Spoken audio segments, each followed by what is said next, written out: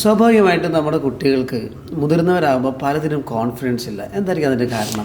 പല ആൾക്കാരും ചോദിക്കുന്നൊരു ചോദ്യം, ഈ കോൺഫിഡൻസ് എന്തുകൊണ്ടാണ് കുട്ടികൾക്ക് ഇല്ലാത്തതെന്നൊക്കെ. എല്ലാ കുട്ടികളും എൻ്റെ അഭിപ്രായത്തിൽ കോൺഫിഡൻ്റ് ആയിട്ട് തന്നെയാണ് ജനിക്കുന്നത്. അങ്ങനെ തന്നെ. കാരണം അവർ ഈ വയറ്റുന്ന സൗണ്ട് എടുത്ത് കരയുന്നത്, അതായത് നമ്മൾ സംസാരിക്കുമ്പോൾ നമ്മുടെ വയറ്റുനിന്നും ചെസ്റ്റിൽ നിന്നൊക്കെ സൗണ്ട് വരുന്ന കോൺഫിഡൻസിൻ്റെ ലക്ഷണമെന്ന് പറയാം. കുട്ടികൾ ഏറ്റവും കൂടുതൽ വയറ്റുന്ന അങ്ങനെ അലറി കരയുന്ന ആൾക്കാരെ നമ്മളറിയാതെ പാരൻറ്റിങ്ങിൽ വരുന്ന കുറേ മിസ്റ്റേക്സ് കാരണം കുട്ടിയുടെ കോൺഫിഡൻസ് ഇല്ലാതാവും. അത് ബ്രെയിൻ അങ്ങനെയാണ്. കാരണം നമ്മൾ ഒരിക്കലും തിരിച്ചറിയില്ല. ഫോർ എക്സാമ്പിൾ, നമ്മളൊരു ഗസ്റ്റ് വീട്ടിൽ വന്നിട്ട് ആ ഗസ്റ്റിൻ്റെ മുമ്പിൽ കുട്ടി മോശമായിട്ട് പെരുമാറി കഴിഞ്ഞാൽ, അല്ലെങ്കിൽ ആ ഗസ്റ്റിൻ്റെ ഫുഡ് കുട്ടി എടുത്ത് കഴിച്ചാൽ, ഗസ്റ്റ് കൊടുത്ത ഫുഡ് പോലും എടുത്ത് കഴിച്ചാൽ പോലും എന്തായിരിക്കും ഒരു റെസ്പോൺസ്? ശരിക്കും മോശമായിട്ടല്ല പെരുമാറുന്നത്, പക്ഷെ അത് മോശമായിട്ടൊക്കെ. അതെ, മോശം. ഇപ്പോൾ എനിക്ക് നിങ്ങളോട് കോൺഫിഡൻസ് ഉണ്ടെങ്കിൽ എനിക്ക് നിങ്ങളോട് സംസാരിക്കാൻ പറ്റൂലേ. യെസ്, പീപ്പിൾ സ്കിൽ ഡെവലപ്പ് ചെയ്ത്. പക്ഷേ ഗസ്റ്റ് അങ്ങ് പോയി കഴിഞ്ഞാൽ പിന്നെ നമ്മൾ ആ കുട്ടീനെ എടുത്ത് പെരുമാറാണ്. എന്തിനാത് ചെയ്ത്? അവർ തന്നപ്പോൾ നിങ്ങൾ എന്തിനാണ് വാങ്ങിയത്? ഈ ഗസ്റ്റ് അങ്ങോട്ട് പോയി കഴിഞ്ഞാൽ ആ പാത്രം എടുത്ത് കൊണ്ടുപോയി കഴിഞ്ഞാൽ എങ്ങനെയായിരിക്കും പെരുമാറുക? നല്ല ഗ്ലാസിൻ്റെ, പ്രത്യേകിച്ച് ഗസ്റ്റ് ഒക്കെ വരുമ്പോൾ മാത്രം കൊടുക്കുന്ന, ഗസ്റ്റിന് മാത്രം ഒരു സ്പെഷ്യൽ ഗ്ലാസ്. അപ്പോൾ അതെന്താ വെച്ചാൽ അത് പൊട്ടിപ്പോയി ആക്സിഡന്റലി. കൊണ്ടുപോകുമ്പോൾ തന്നെ അവരെ തല്ലുക ചെയ്യുക, കാരണം പൊട്ടിപ്പോകുമെന്ന്. അല്ല, ഇനിയിപ്പോൾ പൊട്ടിപ്പോയി കഴിഞ്ഞാൽ അത് ഇപ്പോൾ നിലത്ത് വീണ പെട്ടെന്നുള്ള റിയാക്ഷൻ എന്താ? ഭയങ്കര ചൂടാവുന്ന രീതിയിലായിരിക്കും. മിസ്റ്റേക്ക്, കുട്ടിയൊന്ന് വീണ, ചിലപ്പോൾ കുട്ടി നമ്മൾ ഓടിക്കളിക്കൊണ്ടിരിക്കുമ്പോഴായിരിക്കും ഇപ്പോൾ കുട്ടി വീണത്. ആ വീണാൽ തന്നെ നമ്മൾ റിയാക്ഷൻ എന്തായിരിക്കും?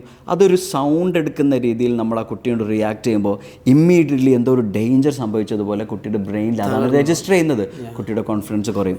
പക്ഷേ ഇതിൽ പാരൻസ് ഒരിക്കലും തിരിച്ചറിയുന്നില്ല. ഇതുപോലത്തെ നമ്മളിൽ നിന്ന് നമ്മൾ അറിഞ്ഞുകൊണ്ട് ചെയ്യുന്നൊന്നുമല്ല, കുട്ടിയുടെ കോൺഫിഡൻസ് പോട്ടെ എന്ന് വിചാരിച്ചിട്ട് ചെയ്യുന്നതല്ല, നമ്മൾ അറിയാതെ ചെയ്യുന്ന പല ആക്ഷൻസും കുട്ടിയുടെ കോൺഫിഡൻസിനെ കില്ല് ചെയ്യുന്നുണ്ട്. ശരിക്കും തോമസ് ആൽവ എഡിസന്റെ ഒരു കഥ പറയുന്നത് എങ്ങനെയാണ്? അദ്ദേഹം ബൾബ് ക്രിയേറ്റ് ചെയ്തിട്ട് ആ ബൾബിനെ ഷോ ചെയ്യാൻ വേണ്ടിയിട്ട് ഒരുപാട് ആളുകൾ വന്നു. അദ്ദേഹത്തിൻ്റെ സ്റ്റാഫാണ് ബൾബ് കൊണ്ടുവരുന്നത്. പക്ഷേ ആക്സിഡൻറ്റിൽ വീണ് പൊട്ടിപ്പോയി. പിന്നീട് തോമസ് ആൽവ എഡിസൺ വന്നുകൊണ്ട് പറഞ്ഞു, ബൾബ് പൊട്ടി, ഇനി നെക്സ്റ്റ് വീക്കിലായിരിക്കും പ്രദർശനം ഉണ്ടാവുക. നെക്സ്റ്റ് വീക്കിൽ തോമസ് ആൽവ എഡിസൺ വന്നു, ആളോട് സംസാരിക്കുകയാണ്, ബൾബില്ല. അപ്പോൾ ചോദിച്ചു, ബൾബ് എവിടെ? അത് കൊണ്ടുവരുന്നുണ്ട്. ആര്?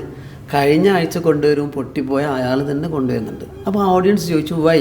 അയാളുടെ കയ്യിൽ തന്നെ എന്തുകൊണ്ട് കൊടുത്ത്? അപ്പോൾ തോമസ് ആൽവ എഡിസൺ പറഞ്ഞത്, ബൾബ് എനിക്ക് വീണ്ടും റീക്രിയേറ്റ് ചെയ്യാൻ പറ്റി, പക്ഷെ എന്നാൽ ബൾബ് പൊട്ടിയപ്പോൾ അയാളുടെ ഹൃദയത്തിൽ വലിയ മുറിവുണ്ടായിരുന്നു, അതിനെ ഉണക്കാൻ അയാൾ തന്നെ എനിക്കിത് കൊടുക്കണമെന്നുള്ള. അപ്പോൾ ഒരു തോമസ് ആൽവ എഡിസൺ തൻ്റെ തൊഴിലാളിയോട് കാണിച്ചത് പോലും നമ്മൾ നമ്മുടെ മക്കളോട് കാണിക്കണം. പലപ്പോഴും കാണിക്കാറില്ല അല്ലേ?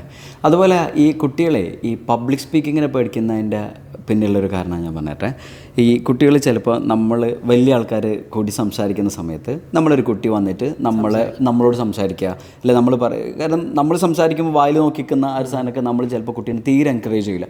എൻകറേജ് ചെയ്യാൻ വേണ്ട, കാരണം വലിയ ആൾക്കാർ സംസാരിക്കുമ്പോൾ കുട്ടികളുടെ സ്പേസിൽ നിന്നോട്ടെ. പക്ഷെ നമ്മൾ അവരെ കറക്റ്റ് ചെയ്യുന്ന രീതി ഭയങ്കര ഇമ്പോർട്ടൻ്റാണ്. എന്തിനാണ് വലിയ ആൾക്കാർ സംസാരിക്കുന്ന ഇടത്തിൽ നിന്ന് സംസാരിക്കുന്നത്?